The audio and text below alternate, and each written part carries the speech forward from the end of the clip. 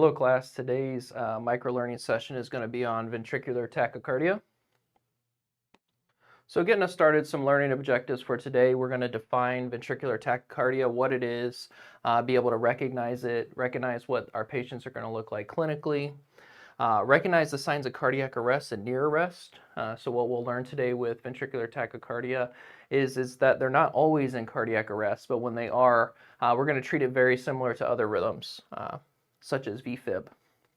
We're going to look at the associated tachycardia, perform appropriate initial assessments. We're going to describe the emergency management, what we're going to do for these patients in the initial resuscitation phase, including CPR, defib, and once we resuscitate them, what does that look like? How do we take care of them? So what is ventricular tachycardia? And some of you may already be familiar with this heart rhythm, so for you this may be a review. But ventricular tachycardia is a rapid heart rate rhythm originating from the ventricles. So what separates this from a sinus tachycardia is where it's coming from. So you can see here, just like I highlighted it for you, coming from the ventricles, right? So we know that if a rhythm is originating from the ventricles, almost all of them that we've learned so far and that you're going to continue to learn is not a good thing. So it's over 100 beats, which is where we get the tachycardia, greater than 100. And VTach results from a disrupted electrical signal. So as the heart is having some type of malfunction, whether it be from a heart attack, an electrolyte abnormality, maybe even the patient had a trauma, this type of electrical disruption causes the patient to go into lethal arrhythmias. So VTach can be life-threatening, and you'll see it, I wrote it here in 3 different ways. So this is like the abbreviation, and then VT is another way that it's said, just so that you can see all the different ways. So VT can be life-threatening if it progresses, and it always goes to VFib usually. And then once we get to VFib, we know every heart rhythm ends the same in the flat line, which would be asystole. So here's a good image to kind of help break it down. What does ventricular tachycardia look like on the actual heart? So as we're looking at this heart, you can see a normal rhythm. We have the electrical impulse start up here at the SA node, go down through the heart, perfuse at our AV node, and then go into our lower ventricle to cause a heartbeat. So our normal rhythm, we know this should be around 60 to 100 beats per minute. And that is with a functioning SA node. With the case of ventricular tachycardia, we can see, okay, this heart rhythm is originating in a much different area. So you have these impulses that may be trying to go down, but they're not having any effect on the heart. And you have all these impulsive electrical stimulus at the bottom of the heart. And that is what causes us to have ventricular tachycardia.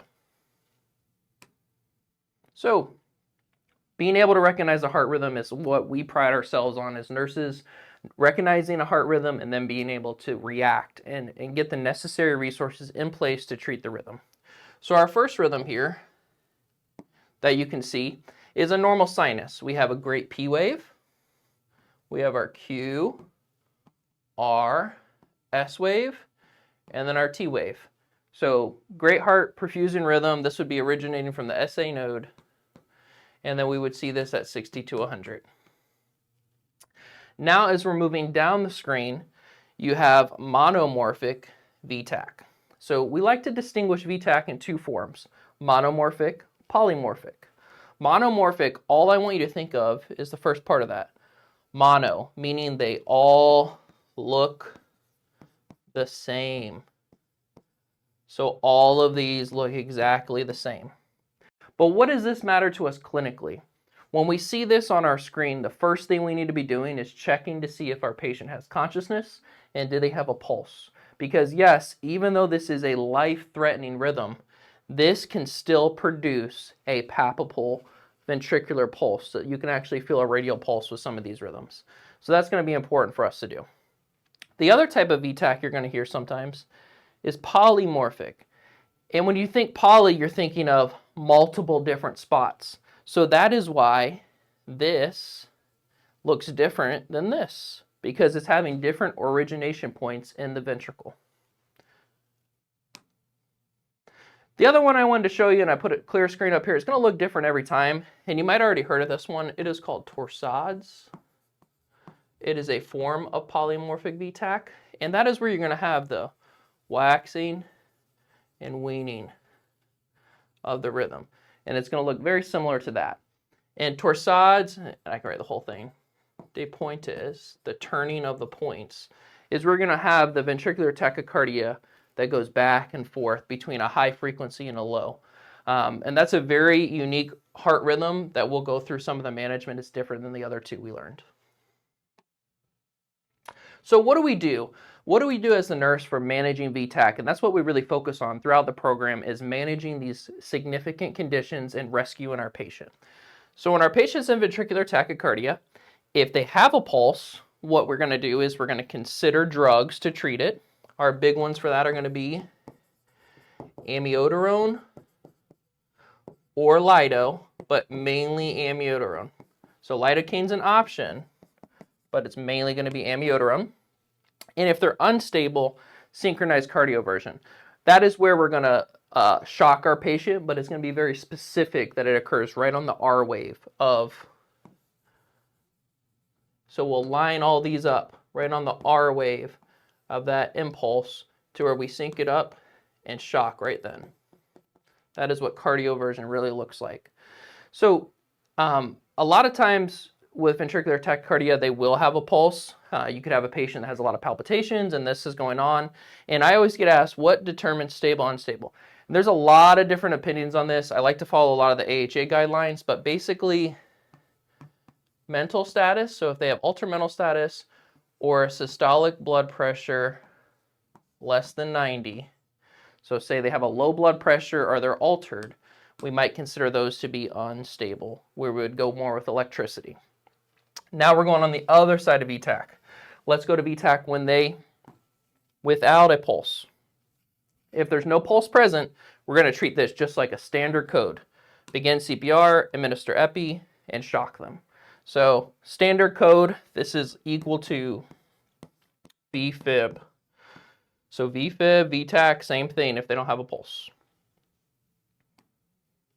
So some of the medications we're going to use in VTach, epi is going to be the first line drug therapy in almost all cardiac arrest. And now epi, I want to stress, this is without a pulse. Because if they have a pulse, we're not going to be pushing epi.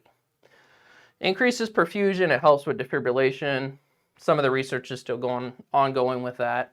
Amiodarone, common drug we're going to use. Amiodarone is used in VTach with a pulse and without a pulse. The only difference is commonly we put this in a little baggie. We hook that baggie up to our patient, sitting in the bed, and we do it over 10 minutes if they have a pulse. That is the only significant difference. We put it in a bag and we drip it into them. If they don't have a pulse, we push it.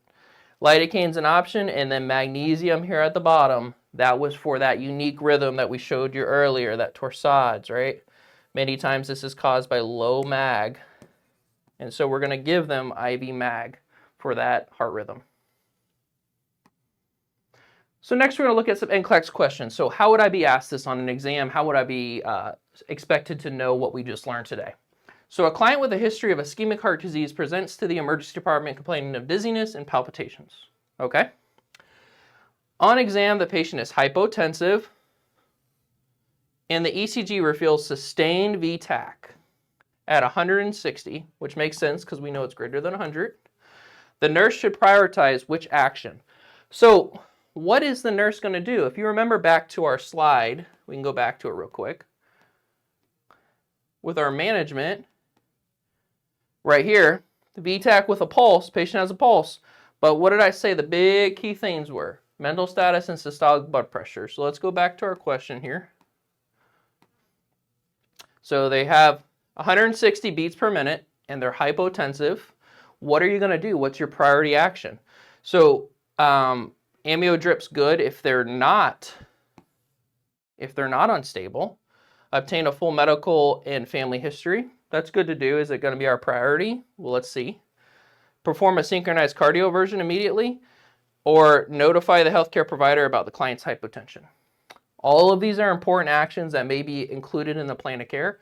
The biggest thing we want to note is the patient's hypotensive, and they're having these palpitations and they're pretty dizzy, I would say if the patient is hypotensive, meaning they're having bad perfusion, a priority action is going to be sync them up and shock them, right? Now say this patient, we give the same patient and their blood pressure is 118/86, and they're not dizzy and they're doing fine sitting in their bed. That's a great patient where we might do the amiodarone as our priority action. So that might be where this is a great option. So our correct answer for this would be C. Going to our next question here. A client with a history of myocardial infarction presents to the emergency department complaining of lightheadedness and chest discomfort. The nurse knows the patient is diaphoretic, slightly confused, and an ECG shows a wide complex tachycardia at a rate of 170. What is the nurse's primary concern based on the client's presentation and EKG findings? So what is so concerning to you? The client is experiencing a benign arrhythmia that requires close observation.